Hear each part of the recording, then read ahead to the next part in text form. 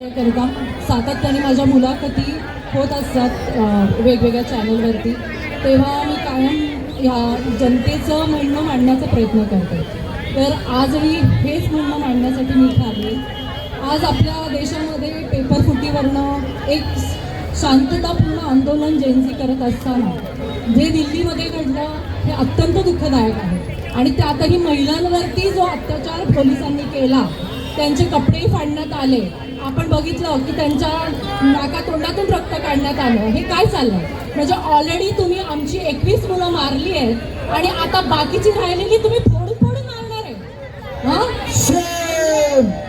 मग तुम्ही जनतेच्या वोटवरती निवडून आला असं म्हणता आणि जनतेच्या सुखासाठी आम्ही बदल केला, भ्रष्टाचार नको म्हणून आम्ही तुम्हाला निवडून दिलं.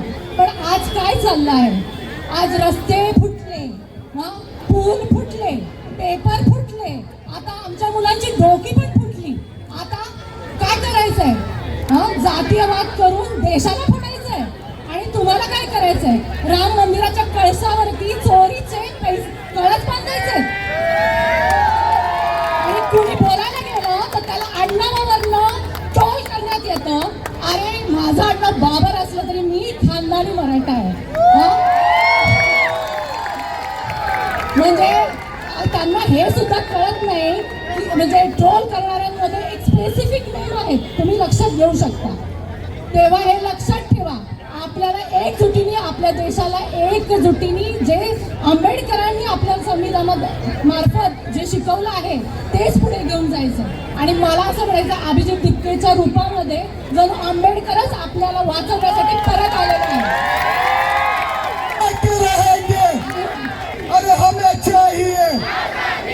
इन्कलाब जिंदाबाद, इन्कलाब जिंदाबाद.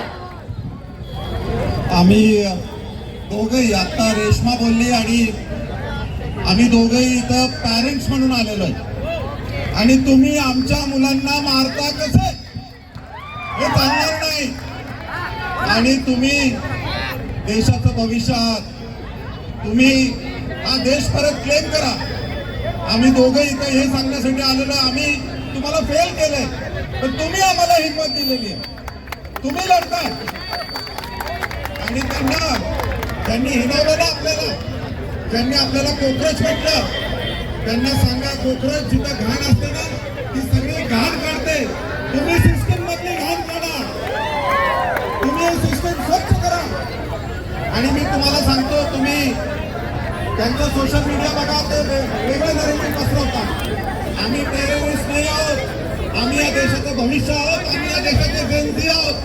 आणि जोपर्यंत ही शिक्षण व्यवस्था सुधारत नाही, तोपर्यंत आपण हा देश जो आपल्या सर्वांचा आहे तो क्लेम करत नाही, तोपर्यंत हा लढा आपल्याला द्यायचा. लक्षात ठेवा, अभिजित दिक्के तिथं बसलेले, सोनम वांगचूक आज 26 दिवस झाले ते आपल्यासाठी उपोषणाला बसलेले आहेत. आपण सगळ्यांनी आपल्या देशासाठी, आपल्या युवा पिढीसाठी, तरुण पिढीसाठी हा संघर्ष करायचा आहे. तुम्ही सगळे पुढे व्हा. जेनझी आम्ही तुमच्या बरोबर आहोत हे सांगण्यासाठी आम्ही लोक आज आलेलो आहोत.